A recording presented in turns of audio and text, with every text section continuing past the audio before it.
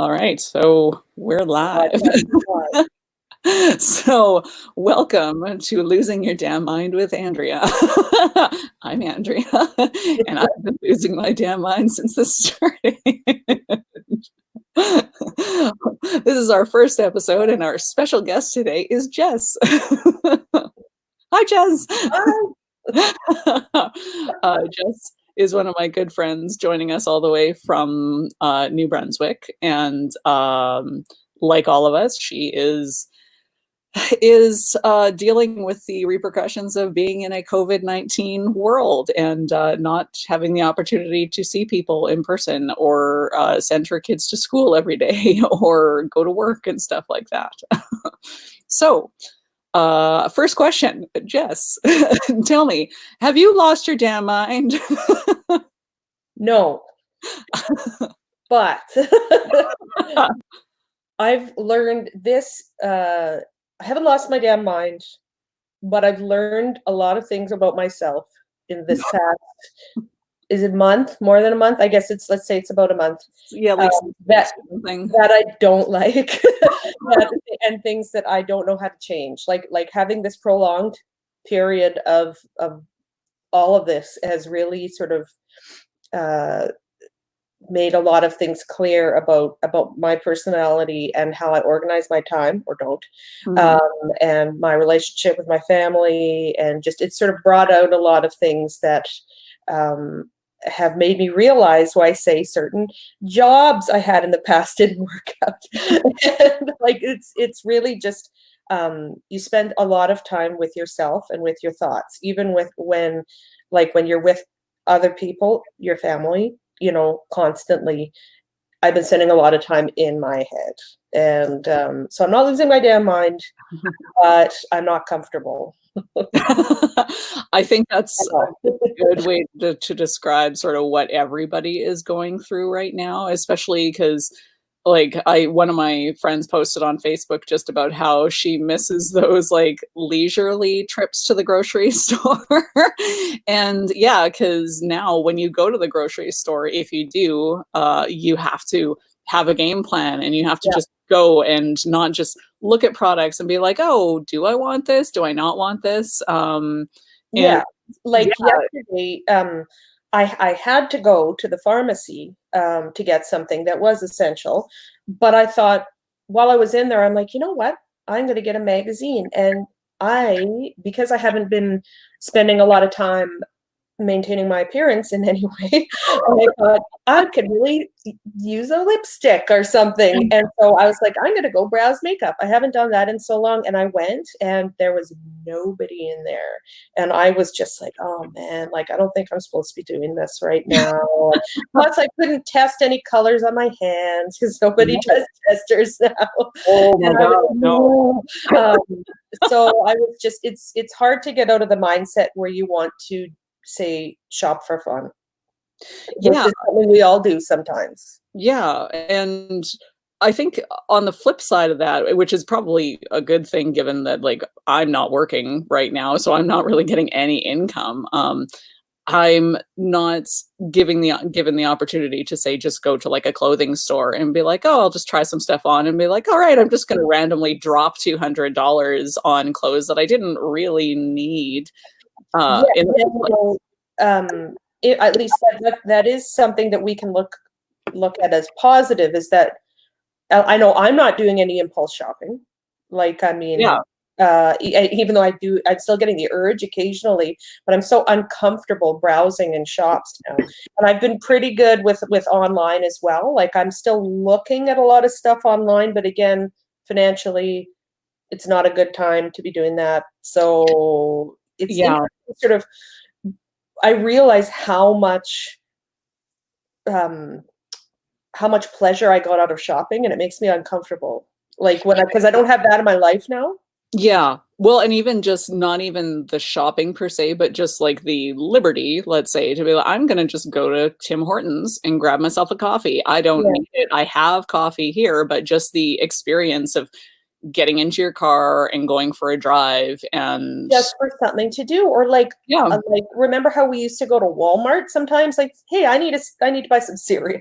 Let's just go to Walmart and wander around. Like, Yeah, well, and now it's especially like, wow, I really depended on stuff like that. yeah, or even just like to say, you know, to a buddy, "Hey, wanna come for a ride? Because I've got a couple things that I need to get done." Yeah. So, yeah, that's, like, it's weird because we're a very connected world, on Facebook or being able to, like, do streaming, meetings and stuff like that, but at the same time, you seem so much further away.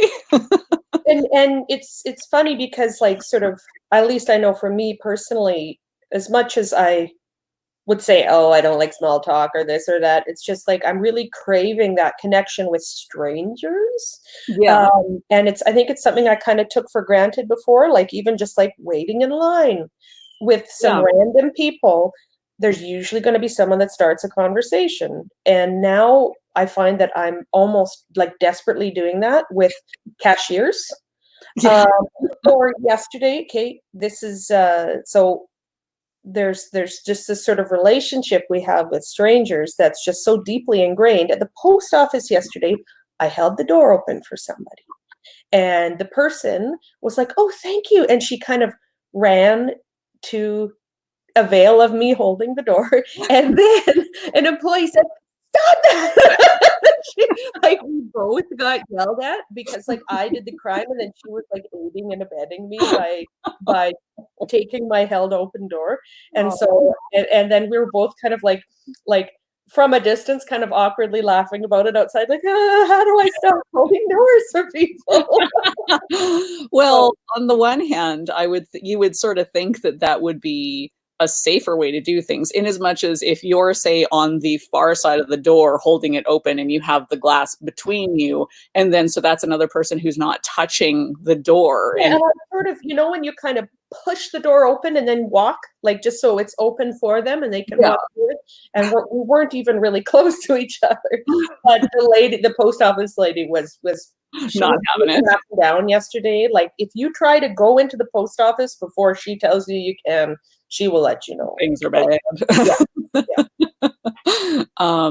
Yeah, that's an interesting side effect that I hadn't even thought about, just how general politeness, might not be a recognized thing, in the near future when things do start to get back to normal, because probably I'm thinking, especially because so many people are gonna be concerned about hand hygiene these days, people aren't going to be doing things like holding the door or like, "Oh, here, let me get that for you," Yeah. to pass something to you or whatever. So, yeah, Well, that's and even interesting. stuff like I know a lot of people don't, but I still will offer people a taste of like a drink or something like that I have. And, oh, well, not now, Okay. but like Okay, I thought you meant you were just like, "Here, this is delicious. You should try it." you're a stranger. No, no, but I mean like a friend, like have it like Yeah, here, eat this, and we will be sharing a straw or something. And it's just like because cooties and stuff never really bothered me, and now it's like stuff like handshakes. Although I'm okay giving because handshakes, I'm not really into them anyway. But yeah, it's interesting how because I think a lot of people are not going to come back from this. A lot of people are going to be like just sort of, well, I just don't. I'm not going to be in close contact with people anymore. yeah.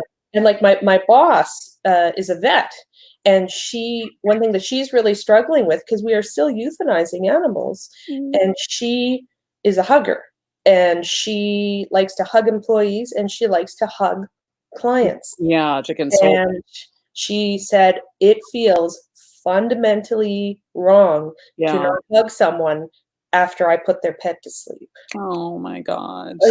So it's just like, so she feels like she can't really do her job in the way that, because it's a very emotional job and you have to connect with people quite deeply to do it well. And she's missing that. Because Yeah. a lot of people don't connect physically, but a lot of people do. So Sorry, I'm just noticing that I had like an enormous bulge of material right behind my head. So that looks very cozy, by the way. Yes, I am approaching maximum co's here, so the temperature is nice. There isn't, like, a gale force wind that's just, like, blowing right through my crappy patio doors, so um, so, something that we were discussing before we were actually, going live here is just that I'm just hoping that, in doing something like this, that perhaps it will help other people to realize that, we really are all in this together, and just to know that you're not alone, and that there are resources out. So in a couple minutes, we'll talk about just places that you can reach out if you do need help or if you're in crisis or whatever. But yeah, as you can see, we have the CNN ticker available to us. So um, so let's talk about something positive then. So one thing that's been giving me a lot of joy in the last couple days since I joined the group on Facebook, there is a group just called Crap Wildlife Photography. And for any photographer, it's just a whole lot of photos of like either really ill-timed, so like the animal might have like a really weird look on its face, or like half a goose, like just like I saw one yesterday that it was like an eagle, but it was just in like the bottom of the frame, so you can just see like a little bit. And the caption, someone tried to take a picture of like a deer in the distance, like nothing. So, yeah. So some of the captions have been really delightful, like "Behold, majestic eagle," or it'll have like a circle on it pointing to it to be like bear and wolf. Just like a spot.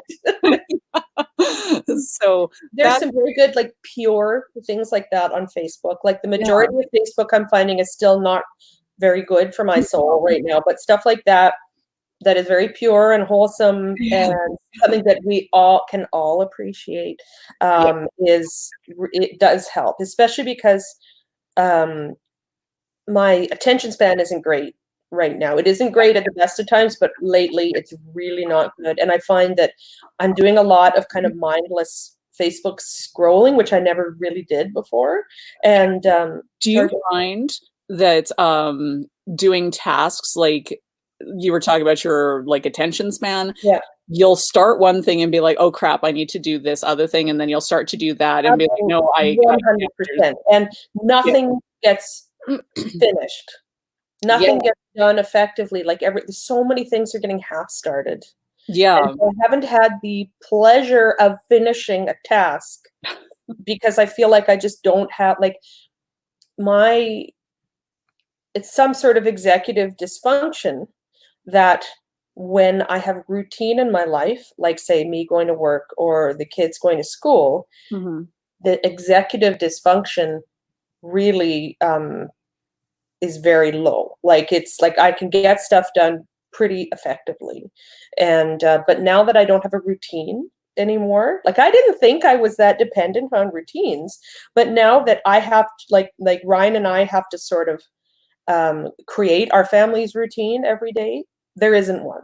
Yeah. And so as far as like I'm eating at really weird times, like, or I'm just having like toast for dinner because I'm not gonna make dinner, and like, you know, staying up way too late, but also just not being able to sleep regardless of when I go to bed. Like everything is just in shambles. And so part of that is just getting these bursts of motivation where I'm like, I'm going to do this. I'm going to clean this. I'm going to start this work. But then like getting immediately distracted by something else. Something else less demanding. Yeah, I find because in the real world, I'm usually pretty busy. Like I do have a weirdly structured life, but it's still structured where I'm up at a usual time and going to bed at a usual time. And you have a ton of stuff to do. Like, I mean, usually like your schedule is completely full. Yeah. So for those who don't know, like I'm a photographer and I do photography for the health region as well as freelance. So I work at the hospital 3 days a week. And then the rest of the time it's all just sort of getting things done as I need. So going from somebody who normally has a lot of responsibilities and like has to go out and has to talk to people and be around people and have meetings and shooting and editing and stuff like that, to have gone to nothing has been really weighing on me. So I've Yeah. been trying to do like a lot of creative things. So every day, well, creative and some physical things, just like I even like I'm journaling in the morning just to sort of create a to-do list that I can check things off of. So like doing yoga, doing like diaphragmatic breathing, and then playing piano every day, at least for a minimum of 10 minutes. I'm trying to do more like 45 minutes to an hour, but Mhm. I used to play piano a ton when I was younger, and it's just been something that's fallen by the wayside. So, as a creative outlet, it's been really nice, although frustrating because these damn hands just don't work the way they used to. But yeah, it's structured, but at the same time, I know in the back of my head, none of this has to be done. Like this is all just sort of filler, basically. Well, and I remember, like, say, being in university and having the a real big motivator for, I was not a very good student, and a big motivator for me was having a crushing deadline. Yeah, That was what made me do something, and yeah, I don't have any deadlines for anything now. yeah. And so it's all just kind of like, I get to decide whether it gets done or not, and I can't cope with the pressure. So I don't start the task at all because I'm like, like, like it's too much pressure. Yeah, yeah. I was talking to my therapist about that and saying like I used to write a lot when I was in high school and university and I wanted to be an author and then eventually just sort of stopped that. And I was like, well, I haven't tried writing like a story in a while. So I started, and I think over the course of about 5 days I got 20 pages written. And then the doubt started to creep in. I was like, this is not a good idea for a story. This is stupid. Yeah. Nobody would want to read I that. think all writers get that, and they have Yeah. to just kind of push through it. Well, and I think that's like Stephen King's method that he just says, you've got to write every single day and you have to write, like, even if it is crap, just keep writing and then Yeah, you'll get better at it as you go and you'll know sort of when you are in a groove kind of thing. So, but totally. I don't have that kind of dedication. But But but that's just it too. Like I've always wanted to be a writer too, but now that I have this time, this is like, I think there's this myth that all this free time means productivity. yeah, Um, yeah, and this has been one of the least productive periods of my life. yeah, Um, because this does not feel like free time, even if that's what it is. Like it's the sort of, there's a special kind of pressure that comes with this. Maybe for me, it's part of it is because my kids are home. But I think that if I didn't have kids and it was just me and Ryan, or if it was me by myself, I don't think I'd be any more productive. Like I feel kind of paralyzed. yeah. I mean, it's hard to say, and I'm sure it also just depends on the person and their situation, and well, a variety of factors, including overall mental health. And I'm sure there are some people who are coping with this just fine. Like my mom, for instance, she's been retired for 20 years and Yeah.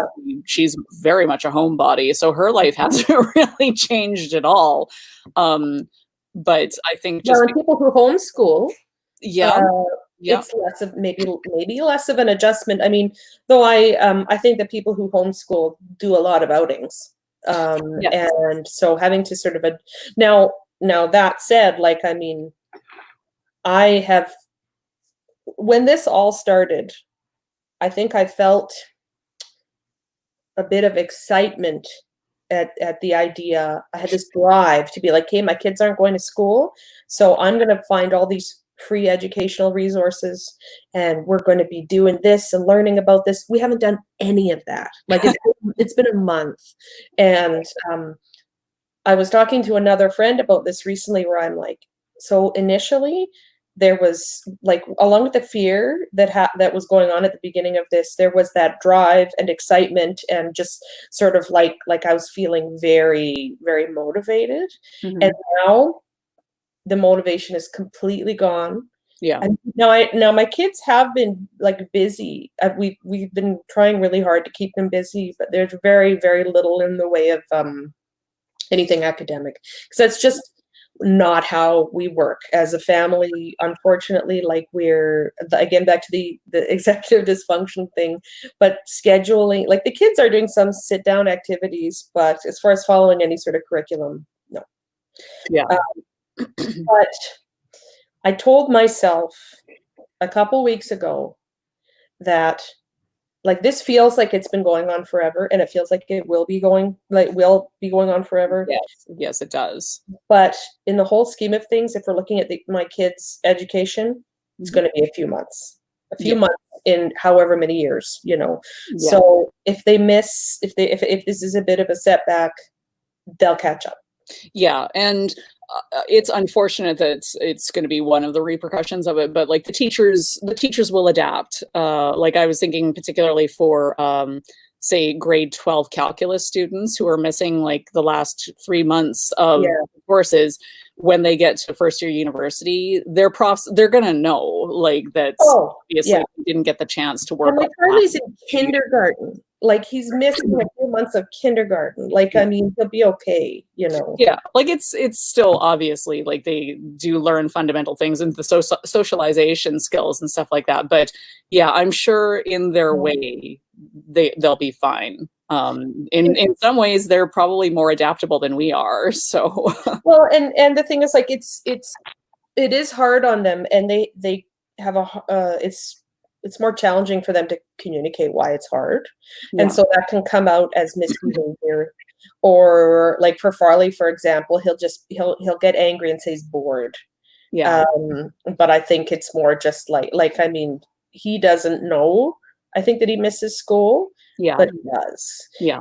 And I really miss the kids being in school, not for the obvious reasons. Just having some alone time. But no, it's more like when we got the news that school was gonna be closed, like for the rest of the school year, I felt really, really sad for my kids, Mhm. because it's just like they're not like, school is they really enjoy it a lot, and it's just been really good for them, and their teachers are amazing, and they're going to miss out on that, and I cannot provide them with the stuff that their teachers provided them, and Yeah. I've like, I believe so firmly in how important teachers are, Oh, and how poorly they are treated. yeah, yeah. And I just felt this weird kind of far-reaching sadness, that they're gonna be missing out on school. I have been enjoying spending a lot of time with them, weirdly enough, because, like, the joke is, "Oh my," like, "Teachers, we need you," but it's just like, a teacher would do a better job of this than me. They Maybe not with their own kids, but with their class. Yeah.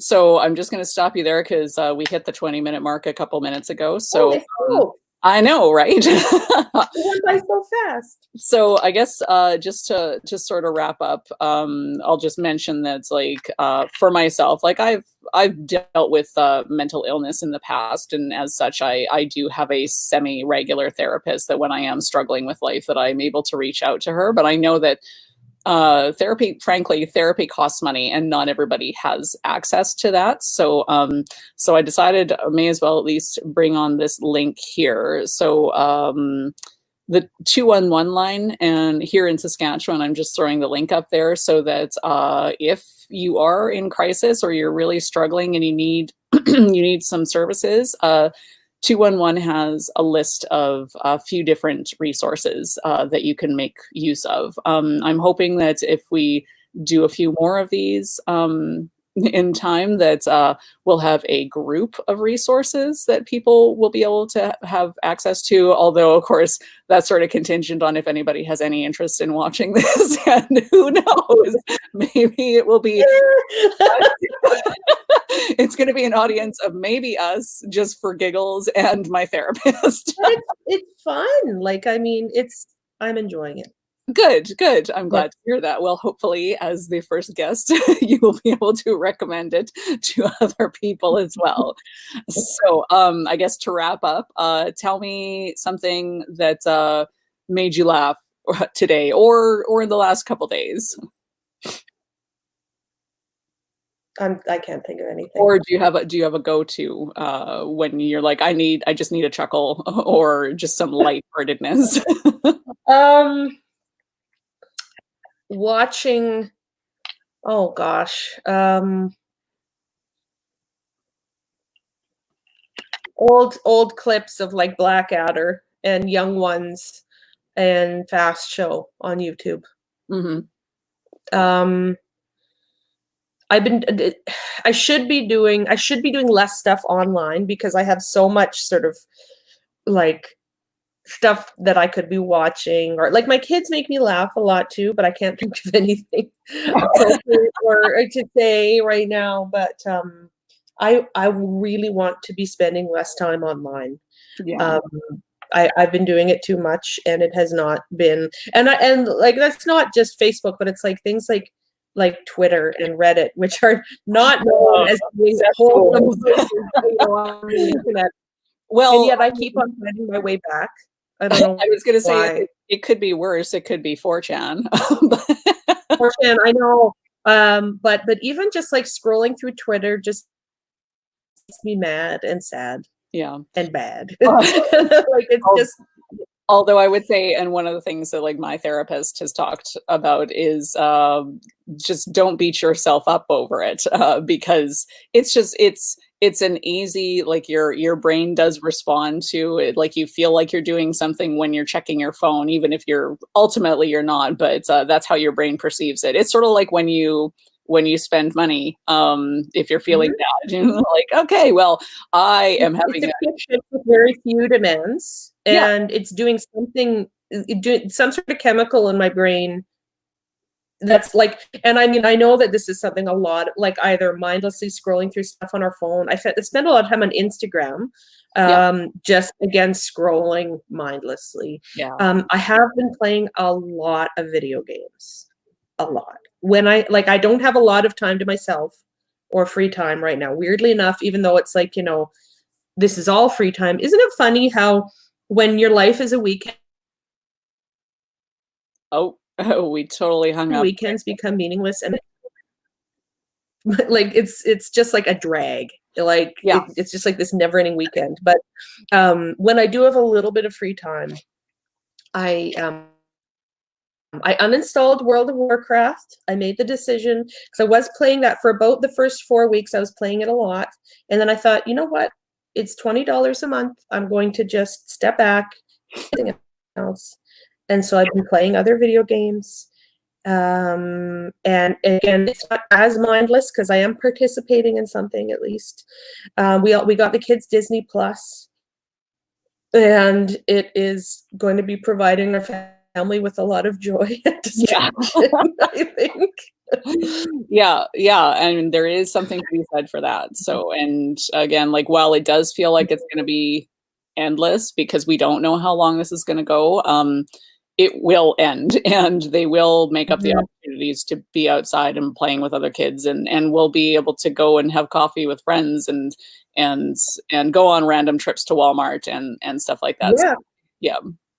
yeah. Okay, well, in that case, I think we'll wrap this up, and, thank you, people, theoretical people, for tuning in and watching episode 1. Well, and thank you for asking me to do this. It was my pleasure. All right, so I'm going to keep you on the line, and we'll end the broadcast, and hopefully we'll see people out for episode 2. So, bye-bye. Bye.